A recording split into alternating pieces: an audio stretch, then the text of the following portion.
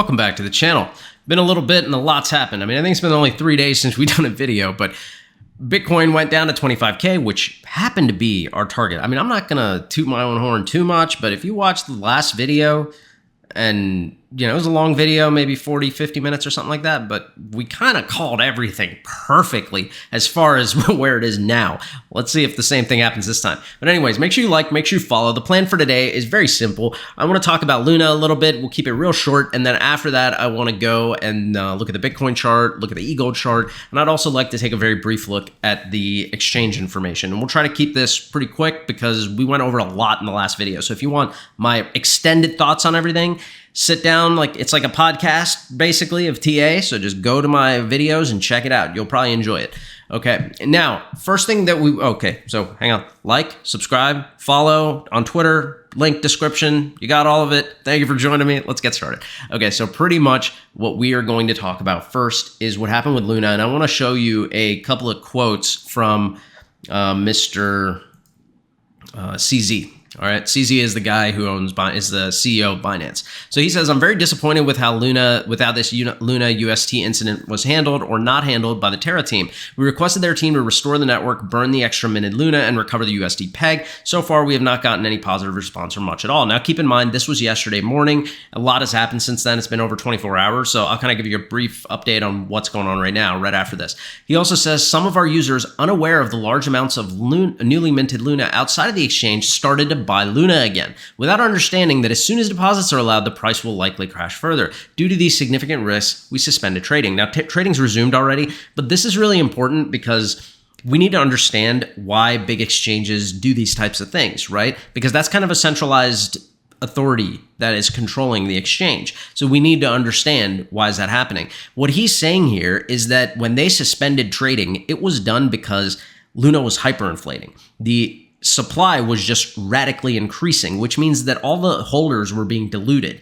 Now, if people on the exchange didn't know this and they were buying and they were thinking, oh, maybe the price will go up, maybe something good will happen, and they're unaware that it's being diluted, as soon as Binance turns on deposits, people are going to deposit hundreds of millions of Luna onto the exchange, and these people will just get wiped out. So they were doing that to protect their users, and I think it's a smart move they made. I mean, in this situation, it's a smart move. Next, we see here it says the tokens collapsed when UST, the Terra USD stablecoin, lost its peg to the US dollar, putting incredible pressure on Luna to keep its price up. Due to the way the two tokens were designed to interact, this led to a huge supply increase for Luna and a resultant price crash. Luna's supply increased from 340 million to 6.5 trillion in just a few days.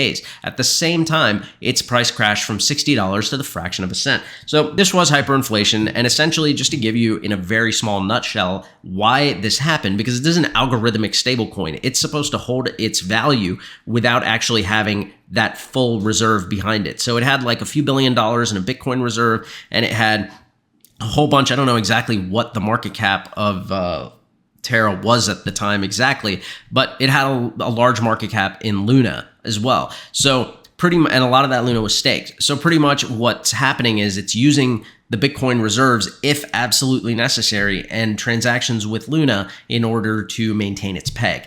And that peg was lost because someone found a vulnerability, used over $1 billion to trigger it, and resulted in this crash. Like, this crash was not by accident. This was on purpose, and somebody did this. We don't know exactly who did this yet, but you can almost guarantee that this was not an accident. I mean, I think it is a guarantee. This was not like how did this happen by accident? Like, how did this happen? No, somebody did this. Somebody saw a vulnerability. They took advantage of it. And more than likely, they shorted Luna at fairly high leverage before they did it.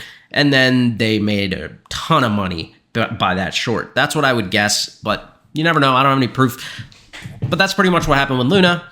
And it has rippling effects on the market. It scared a lot of people. A lot of people started selling their other stable coins as well. So, this kind of thing does a lot of damage, and that's what we have seen. Okay, so I wanted you to be aware of that, and I think that's a pretty decent little explanation of it. So let's go ahead and move on now and talk about Bitcoin.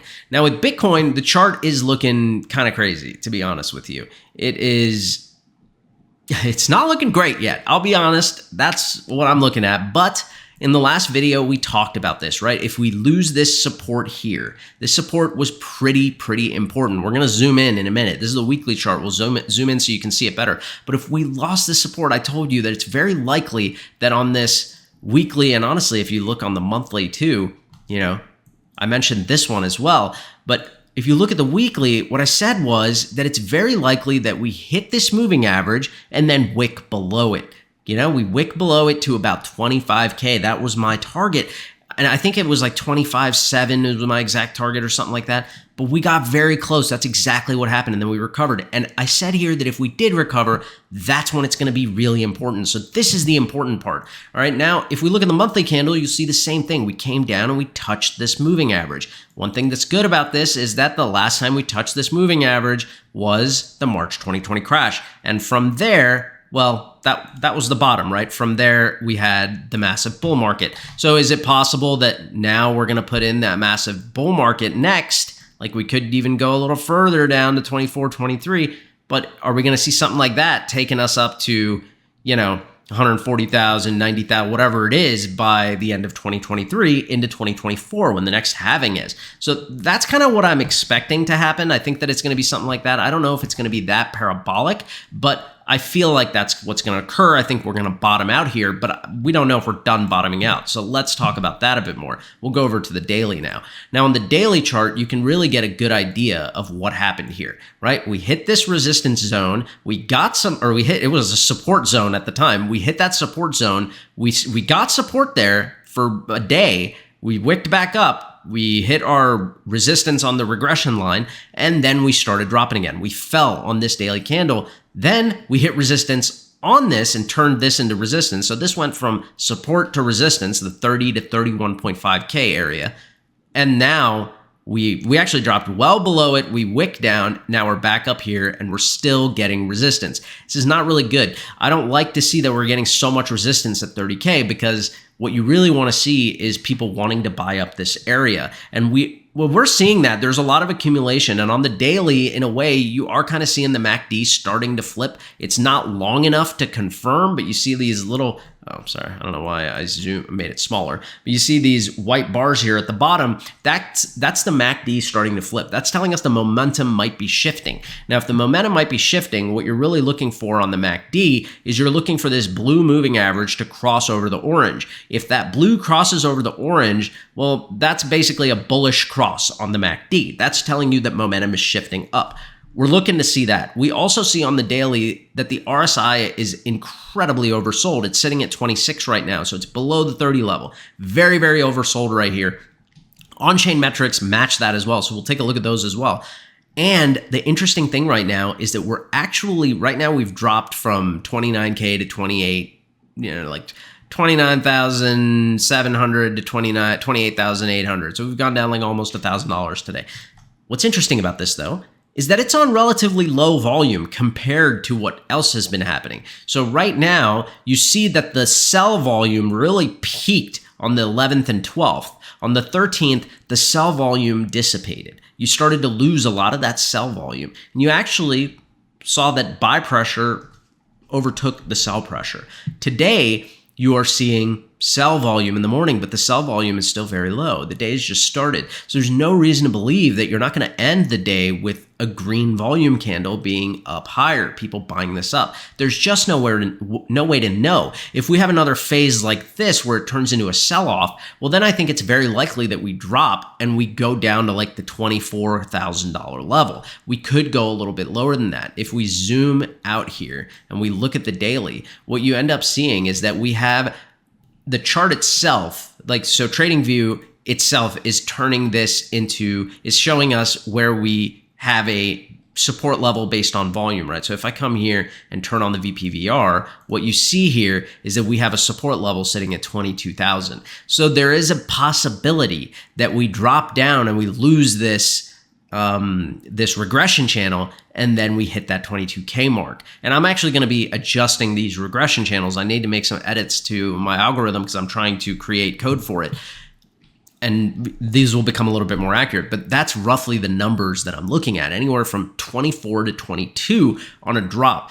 And it's still unknown if we're going to drop because the volume, like I showed you, is just not telling us much yet, and it could really flip throughout the day. It is a possibility, but we don't know yet. We'll see what happens.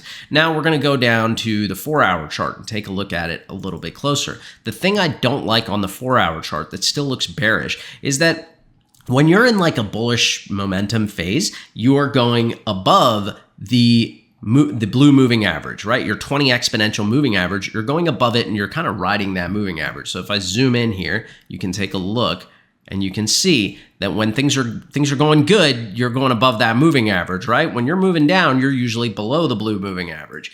When you're doing well, you're usually above it and riding that moving average up. Well, if we go to where we are today, you'll see that throughout this drop, as we've dropped down from like 38,000 down to 28,000, well, we've been below the blue moving average, right? We came up after this wick and we hit the moving average and we were testing it, but we got rejected. We're below the moving average again. That's not a great sign because when you get rejected from that 20 exponential, it's showing you that you're still working with bearish momentum. So we could have a drop coming followed by another uptrend. It could just be a continuation pattern. We don't know yet. So risk is still high in my opinion, but there's one thing that I like. The one thing that I like is if you look at the volume of sales from 34,000 all the way down to 27. So this area from like the 7th through the 11th where we really had the sell off, you see the sell volume was really high. Like look at these sell volume candles, especially on the 11th and 12th, right? These were massive sales happening that took the price down. Well, now you're starting to see more buy volume pushing it up. And the sell volume that's taken us down this time from 30K down to like 28, from right here, we had gone up to a peak of like 30.9 yesterday, and now we're at 28. The sell volume is so low in comparison, right, to the sell volume before. That to me is a good sign because that's telling me that if the sell volume is doing this, if buy volume comes in and there's not a lot of sell volume, you're likely going to see a larger pump up the next time. So the bearish scenario, you already know. The bullish scenario, if this does happen, right, if that buy volume comes in, well, what I'm going to look to see here more on the 4 hours, I'm going to look to see us coming up and getting resistance at 31.5 and then coming down and touching around 30,000 and then moving out of this area until we hit resistance at around 33 or 34. That's what I would like to see. At the same time, I would expect this moving average to start shifting. So we're now starting to go above it. So it may actually be like this, right? So we're above that moving average.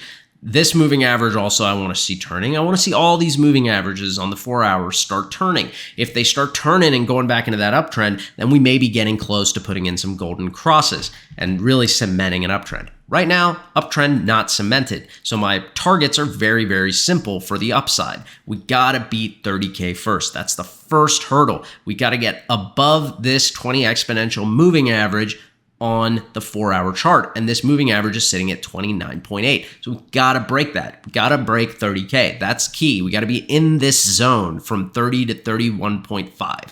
And then we got to break 31.5. When we do that, we're going to be flipping this moving average. We're going to be knowing that we're out of this zone that we know for sure was a support zone and a resistance zone. Then we can start talking about other things because then we got resistance above us at like 37 to 39K, but it's going to be really good to see a lot of volume being put in. So there's a lot of things that can happen after that. But right now, that's the gist of it. That's what I'm looking at. I'm looking this weekend to see how this happens. And I'm going to have orders in probably as low as 22,000 just in case it drops there. If it wicks, I'll be able to pick some more up, right? You know how I do things. I dollar cost average and like whatever I want to invest, I divide it over a large number of weeks and then I dollar cost average it. Sometimes if prices go down a lot, I'll do like 4 weeks of dollar cost averaging at once to take advantage of the price. Just allows me to do things a little safer, right? Anyways, that's Bitcoin. That's what I'm looking at. Let me know your thoughts. Make sure you leave them in the comments. Let's take a look at EGLD. EGLD. All right. So we had a critical support area that we were looking at. So I have some of the stuff here that I had done for my TA update on Twitter. So make sure you check that out because I like do arrows and write all kinds of stuff. Like it's fun. So check it out. You'll like the Twitter. It's a pretty cool little platform for me. I'm enjoying it.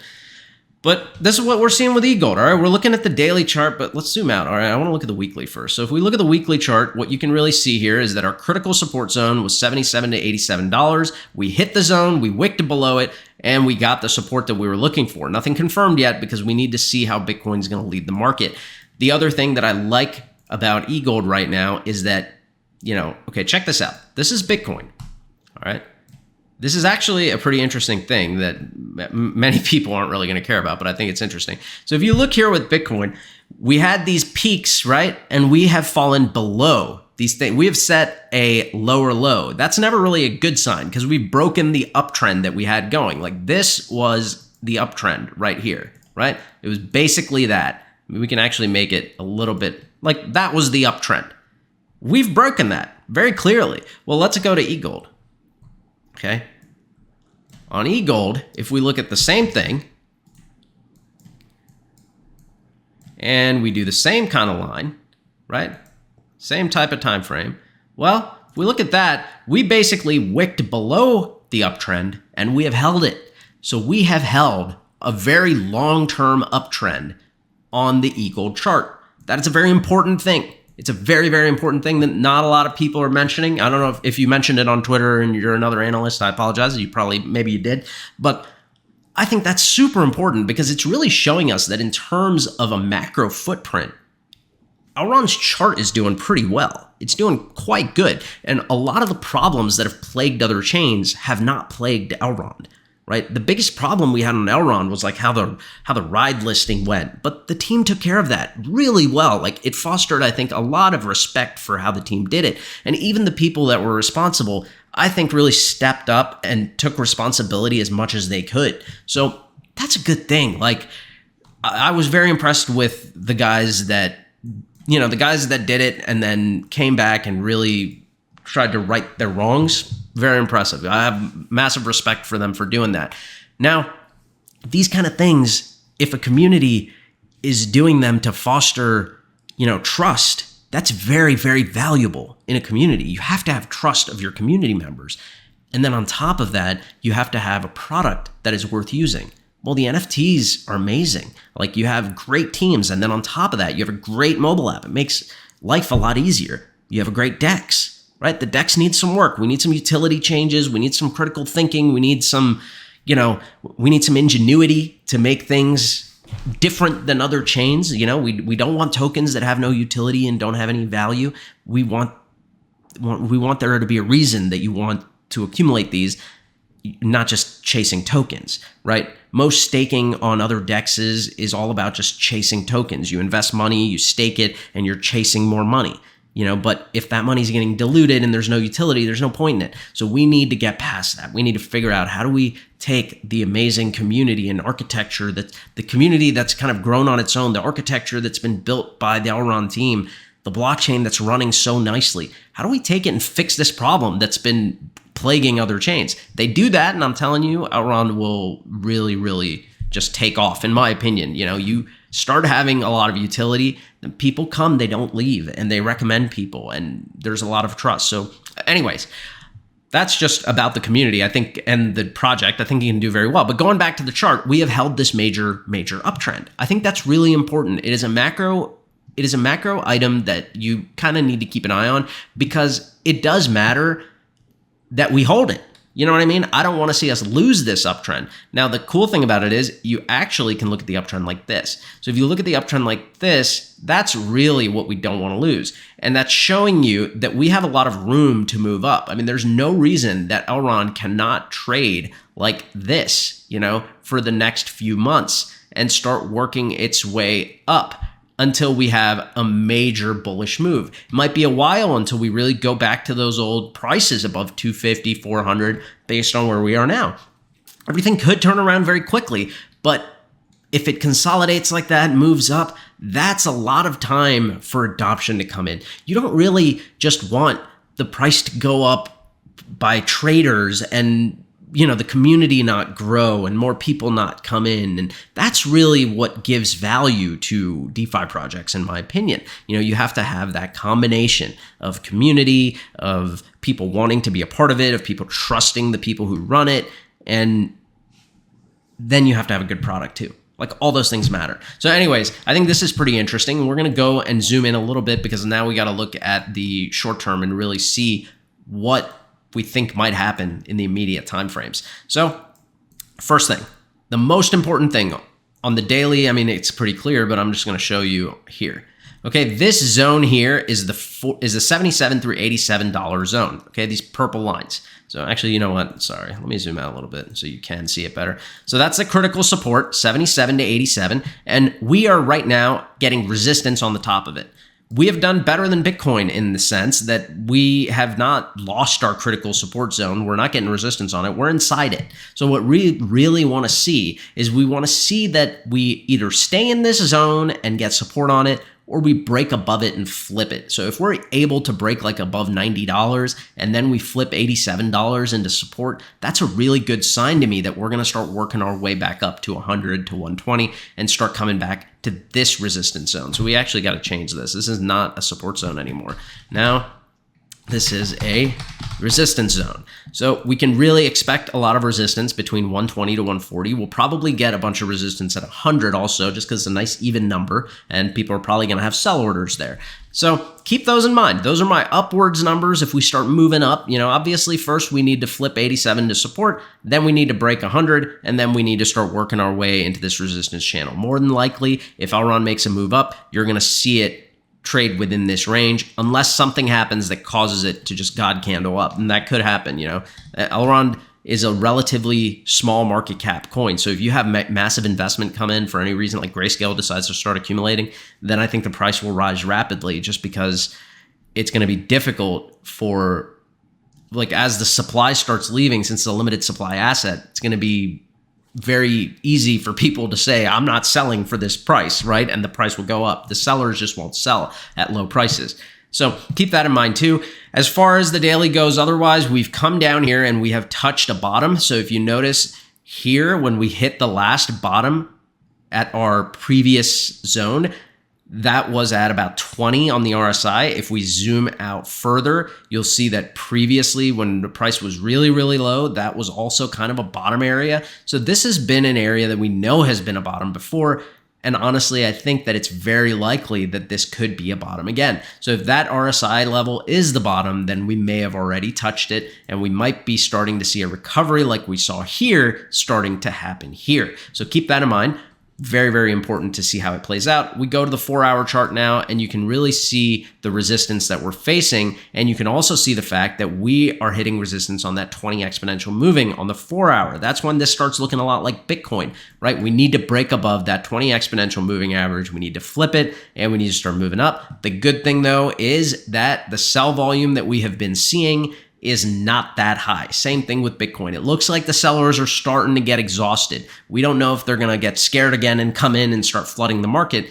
If they do, we'll probably go down. And if we do go down, I'm going to expect support once again at the 76 level. If we lose that level, well, then we got to turn on our VPVR. It's already on. So we got to take a look at where our support lies after that. So we really got to zoom out in order to see this, because we haven't been down to these levels for a very long time. So if we were to fall below this, we know for sure that at $36, there's going to be a lot of support, right? But I don't think we go down that far. I don't think it's going to drop that far, because I think a lot of people are going to buy in at anything lower than $50. It's going to go up pretty quickly. So it's hard to say that the VPVR is going to help tell us that $36 is support, because that's only where the big candle is.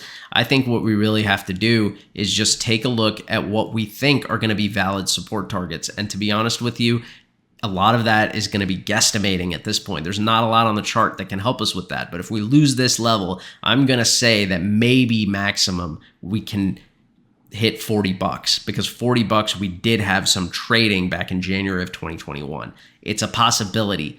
I personally don't think we go below 50 maximum. I don't think so. It could happen, but I don't think so, because I know I'm buying a lot at $50. So if it goes down there, then I feel like people would be accumulating. Anyways, all right, 24 minutes. I thought it was going to be 10 minutes. We ended up doing 24. I hope you enjoyed it. This is pretty much it. I mean, I don't have a ton else to give you on Elrond or Bitcoin, but I think I gave you more than I expected I was going to. So I hope you enjoyed that. And we'll try to do another video tomorrow if there's time, and if the market's crazy. If it's relatively stable, then we won't do one. But make sure you follow me on Twitter, all right? You'll see a lot of TA updates there, because there are times that I'll see an update that doesn't need a video, and I'll just put it there. And I'm not doing this to get 1 million viewers.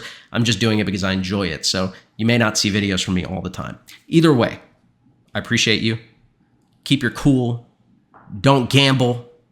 make wise decisions, do your research, read, take a break, go outside. If you took losses, remember, everything's going to be fine. Money is not everything. It's just paper. They literally print it. Things will work out. Okay? Just remember, your life is what's most important. So try to keep it well. Take some vitamins, walk a dog, get a pet if you don't have one. If you have a pet, spend some time with them. Go hug them. Hug your significant other, your family, and enjoy life a little bit. Appreciate those things. It's not all about crypto. All right. I'll talk to you guys soon. Make sure you have a wonderful weekend. Peace out. Later.